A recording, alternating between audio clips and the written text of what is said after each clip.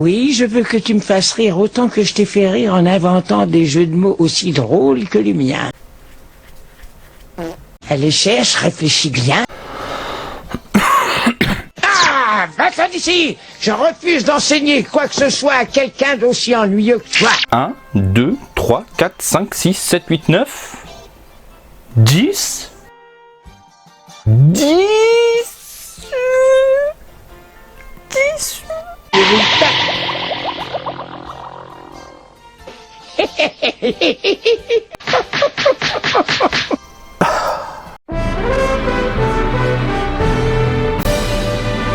Salut à toutes et à tous, Marty Japan pour un tout nouveau déballage. Et bien aujourd'hui les gens, on va se pencher sur notre figurine Ginyu Tag Sentai.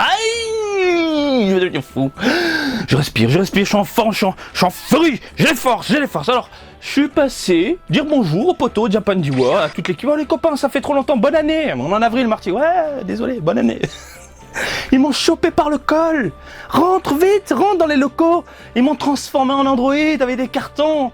Voilà, et du coup, en passant les voir, t'as le poteau JD World, il dit allez, vas-y, je suis bon prince, vas-y, prends Marty, prends, je prends quoi? Prends tout. Je dis non, n'abuse pas. Quoique. Tiens, il m'a filé la 10. Voilà, ça complète la collection, ça me complète le set, ça fait plaisir. Et on se déballera la Ricoum également. La Ricoum, merci poteau Jipo. Jipo World. Bref, une 10 offerte par le poteau Japan D World que vous pouvez retrouver facilement sur son site. Il a du stock, le copain. Voilà, et est-ce qu'elle vaut le coup? C'est ça la grande question. C'est cool qu'on me file des figurines, mais c'est de la merde. Bah je vais le dire et il sait, le poteau Japan D World. À chaque fois il a la goutte, t'es sûr, Marty? Ouais. Allez, on va passer au gros plan, ma gueule. Ah bah je veux voir la boîte. Alors vite fait, c'est sorti le 8 avril 2023 dans tout l'archipel, les boutiques participantes Ichiban Kuji. Vous connaissez le fameux système de lettres. On tire un ticket, si on tombe sur la lettre E, on chope ici la 10. Dragon Ball Z à la licence Ichiban Kuji, Bandai Spirits, Bandai Namco dans les parages. Le personnage de la tête aux pieds légèrement de côté avec un visage vilain méchant. Ouh, il veut te faire mal. On a sur le côté l'espèce de rendu noir, blanc, très sympathique, très manga, j'aime bien le délire. Les différentes informations en cas de problème. Et puis, bien évidemment, la team au complet. Je prends mon petit cutter et on découvre. Il transpire là, je sais qu'il y a JD World qui regarde. Attends, j'espère qu'il va dire, elle est bien. Ce nouveau jour du jour. Ensemble. Oh, franchement, pour le moment, Bandai nous a pondu des merveilles. Le Ginyu est fantastique, le Ricoum est top. Le Ricoum, je suis fatigué. Le Butter et le Guldo dans les parages sont superbes. Et ici, du coup, le 10, carton de protection. Et ils sont... Mais c'est dingue, ils ont fait vraiment des figurines en plusieurs parties. C'est dingue. Bon, allez, on sort la bête. Et j'espère qu'elle a de la tronche aussi, pour que ce soit dans la continuité, tout simplement. On a 1, 2 et 3 pièces. Le petit support transparent dans les parages pour ne pas changer. Je le dégage. La pièce en 2 blocs. Oh là là, qu'est-ce qu'elle tue. Oh, elle est magnifique. Ils ont fait un travail de dingue avec cette gamme-là. Hein. Ils se sont bien gavés. Hein. Hop là, faut forcer un petit peu par contre. Ah ouais, faut même y aller à fond, un peu comme Ginyu. Faut envoyer de la force pour bien emboîter le haut du bas. Et laisse-moi la regarder. Oh, j'adore. Mais c'est une gamme de fous furieux. C'est vraiment une gamme de fous furieux. Non mais ils ont su faire quelque chose d'incroyable. Et j'espère que la Ricoum, celle que j'attends le plus, soit... Enfin, j'espère qu'elle est aussi belle. Alors, modélisation, j'ai rien à dire. C'est impeccable. Les proportions, alors je vais virer tout ça comme ça. On peut checker tranquillou. Regardez-moi ce petit visage. Le sourire vil, le scouter. Bon, le scouter est légèrement tordu, pareil que Guldo, faut tordre un petit peu. Ses cheveux glaçons, bon, c'est pas trop dérangeant, ça va vite. Et ce menton, très prononcé, très années 90. Et aujourd'hui, vous le savez, je ne cesse de le répéter dans mes vidéos, comme pour la Thalès. Hein, on a des contours ronds aujourd'hui dans Dragon Ball Super. Dragon Ball Super, c'est Super Hero. Super Hero? Non, Super Dragon Ball Heroes. Excusez-moi, je confonds tout maintenant. Super Dragon Ball Heroes. Tu prends les méchants emblématiques, ils ont tous des contours ronds, simplistes et tout. Là, non, ils ont respecté les vieux de la vieille avec un menton très prononcé, légèrement creux sur le dessus, là, regarde. C'est très bien réalisé. On est sur du design typé années 90. Et moi, je dis oui, et je dis surtout merci à Bandai. On a ensuite des cheveux très bien travaillés, on n'a pas cet aspect chewing-gum dégueulasse pâté, on a de belles mèches, voilà, bien foutues, et c'est toute la chevelure qui est comme ça. C'est pas un truc tout pourri ou fait à l'arrache, et je pense que le sculpteur a transpiré sa race, parce que tu peux le voir, pour chaque mèche, il a tailladé pour faire des petites mèches de cheveux, tout simplement. Il a tailladé. C'est un travail de fou furieux. Bref, un visage magnifique, sculpté à la perfection, avec une chevelure Head & Shoulders, L'Oréal et compagnie. Le shampoing, ça doit être galère, mais franchement, joli, oui. Ensuite, l'armure, propre, voilà. Alors les mains, les doigts, ce qu'ils font knacky les doigts. Non, elle tue la main. Hein. Et oui, elle envoie des boulettes, forcément elle tue. Voilà. Le buste, le bas, donc la couche culotte, impeccable. La musculature, superbe. Le boulon, il est plat. Le butter, il est rond. Le 10, il est plat. Voilà.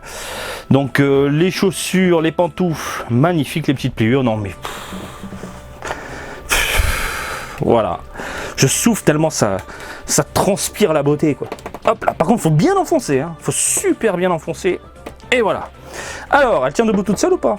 Alors fais voir. Oui, pas de support dégueulasse, du moins pour vous. Moi malheureusement, je suis obligé avec les tremblements de terre. Donc il y a un léger jeu malheureusement, à moins que si j'enfonce ça en mode barbare, total, en rentrant dans les cuisses, la main, voilà. Voilà, faut forcer à mort. Et voilà, une fois que c'est emboîté, c'est emboîté. Là, il n'y a plus le jeu, il n'y a plus le trou, tout va bien. Donc, au niveau de la modélisation, on est vraiment sur quelque chose de fidèle, comme je viens de vous le dire, très type années 90. Maintenant, parlons des textures. On a du mat, oui, on a du bon mat. Alors, ils ont fait un délire. Couche culotte sur du mat. Et là, on est sur du légèrement brillant. Mais globalement, on est sur du mat, à savoir les cheveux, l'armure, la peau, les gants, les pantoufles, les cuissasses, la culotte. Mais le haut, moulant, on est sur un léger brillant. Peut-être qu'ils veulent apporter un côté latex et que le slip, il est différent en coton. Tu laves à combien, toi, hein, 10? Je sais pas. Donc, bah écoutez, c'est pas dérangeant à la rétine. Je trouve ça super joli globalement. Un très beau produit. On a ensuite des différentes nuances sur les cuissasses. Je pense que tu peux le voir pour ne pas changer. Sur les contours, c'est bien pensé. Ce côté foncé, prononcé sur la musculature. Voilà, même chose au niveau des pantoufles. Ce côté grisâtre sur les pliures. On a pareil, différentes teintes sur le blanc de l'armure. Les cheveux, on est sur une espèce de caramel, j'ai envie de te dire café au lait. Café au lait, mais tu as mis beaucoup de lait, tu vois, donc ça tire un peu plus vers le blanc que le marron, tu vois, mais c'est propre, c'est propre. Le visage, même chose. La peinture des yeux, impeccable, voilà. Joli dégradé. Dégradé également sur les mains, du moins sur les gants, je pense que vous pouvez le voir. Et malheureusement, défaut d'usine, à savoir une peinture qui n'est pas terminée, du moins de mon côté. Alors, sachez-le, prenez-le en compte, c'est pas toutes les figurines. Il peut y avoir des figurines où c'est impeccable, c'est bien foutu, et d'autres malheureusement où tu tombes, eh bien comme moi, sur un petit défaut, voilà. Hein. Après, globalement, ça va, c'est propre. Globalement, c'est propre. Ouais, juste là où c'est pas fini, mais franchement, quand tu la positionnes, tu vois le défaut là? Non? On est d'accord. Bref, ça tue. Très fan de ce que j'ai sous les yeux. On va checker la taille. On est sur une figurine qui monte dans les 22 cm, 22-23. Ici, avec la main, l'armure et compagnie, on est sur 13-14 cm. De côté, chevelure comprise, on est dans les 10 cm. Alors,